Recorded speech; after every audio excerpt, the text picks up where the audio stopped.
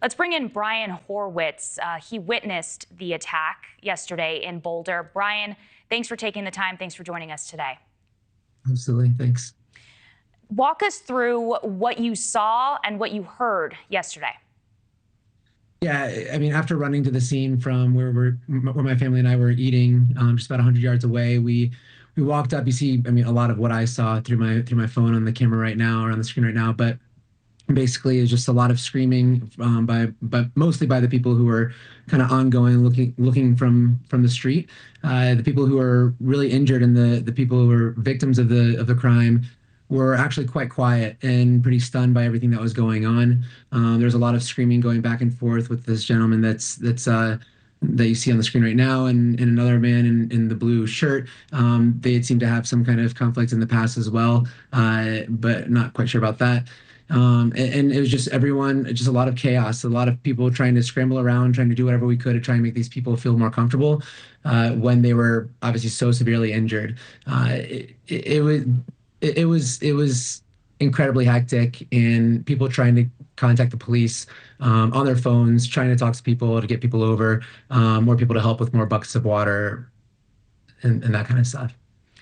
Yeah, extremely chaotic, as we can see from, as you mentioned, this cell phone video that you took yesterday. You talked about the people sort of yelling at each other. We see this man in a gray shirt pointing and yelling. Do you remember hearing anything of what they were saying?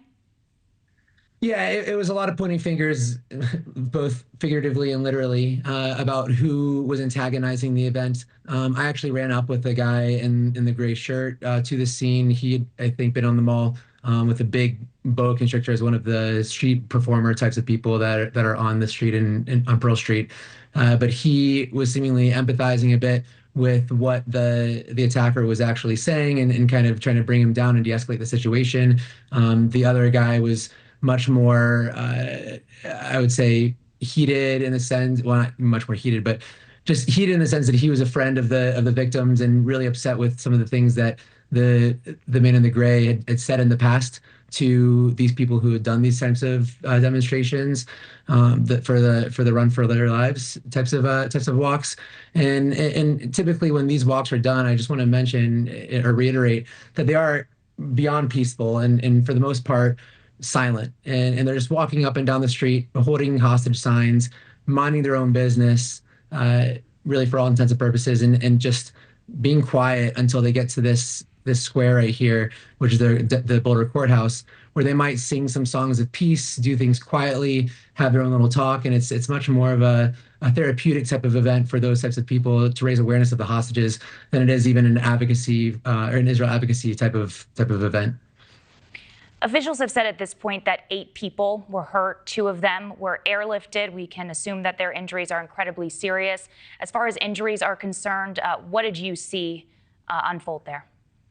Depends on how graphic you want me to be. Yeah. So, I mean, at the risk of being too graphic, I saw literal skin shaved off of people's legs, essentially hanging from their ankles all the way to their rear ends. There was skin flaps coming off of it. Like I've described it as the most unimaginable, worst sunburn that you could probably think of, where you can just peel the skin right off someone's back and it was just hanging there.